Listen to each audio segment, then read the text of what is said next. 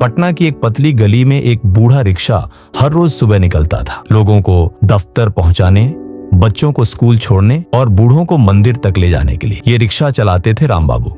उनके पास था सिर्फ एक सपना, उनका बेटा आर्यन पढ़ लिख कर बड़ा आदमी बने। आर्यन की उम्र के बच्चे जब ट्यूशन और लैपटॉप में उलझे होते थे, वो सुबह रिक्शे का टायर फुलाता और शाम को पिता के पैरों की मालिश करता। लेकिन उसकी आंखों में कुछ अलग था, कुछ बड़ा, कुछ ऐसा जो उसकी झुक्की से बहुत दूर था। स्कूल में टीचर कहते, अरे तुम जैसे बच्चों को तो नौकरी ढूंढनी चाहिए, IIT तो बड़े लोगों का सपना है। लेकिन आर्यन जानता था सपने अमीरों के नहीं होते, जो लड़ जाए वो उनके हो जाते हैं। वो स्कूल से लौटकर अपने कमरे के कोने में बैठता, धूप में जले पन्नों पर गणित के सवाल हल करता और हर गलत जवाब के साथ खुद को और मजबूत बनाता। एक दिन एक दोस्त ने बताया, सरकार स्कॉलरशिप देती है गरीब बच्चों को, अगर टेस्ट क्लियर कर लो तो फ्री IIT कोचिंग मिलती है। आर्यन घर आया और बोला, बाबा एक फॉर्म भरना है, फीस 100 रुपए है। राम बाबू ने उस दिन पूरा दिन भूखे रिक्शा चलाया। रात को बेटे के हाथ में 100 का नोट रखते हुए बोले, ये मेरा खून है बेटा, इसे यूं ही बहने मत देना। आर्यन ने टेस्ट पास कर लिया।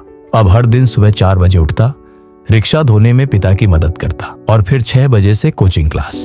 दोपहर में घर लौटकर माँ के साथ दाल भात बनाता और रात को जब सब सोते तब खुद से कहता, मेहनत से बड़ा कोई टैलेंट नहीं होता। कई बार उसके पास किताब नहीं होती, कई बार बिजली नहीं होती, कई बार खाने को भी नहीं, लेकिन उसने कभी हार नहीं मानी। एक दिन उसकी मां ने देखा वो पढ़ते पढ़ते सो गया था, माथे पर किताबें रखे हुए। उन्होंने माथा चूमा और कहा, भगवान नहीं, तू खुद अपना चमत्कार है।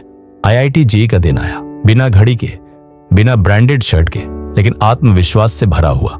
उसने पेपर हल करते हुए खुद से कहा, मैं रिक्शे वाले का बेटा जरूर हूं, लेकिन दिमाग मेरा भी चलता है। रिजल्ट आया, AIR 512 पिता का रिक्शा उस दिन नहीं चला। वो मोहल्ले में मिठाई बांट रहे थे। 4 साल बाद आर्यन एक जानी मानी टेक कंपनी में सॉफ्टवेयर इंजीनियर बन गया। पहली सैलरी आने के बाद सबसे पहला काम उसने ये किया, अपने पिता को एक नया रिक्शा नहीं, एक नई पहचान दी।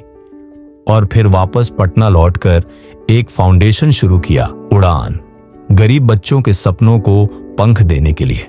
अब जब वो मंच पर खड़ा होता है तो कहता है, मैं रिक्शे वाले का बेटा हूं और यही मेरी सबसे बड़ी ताकत है।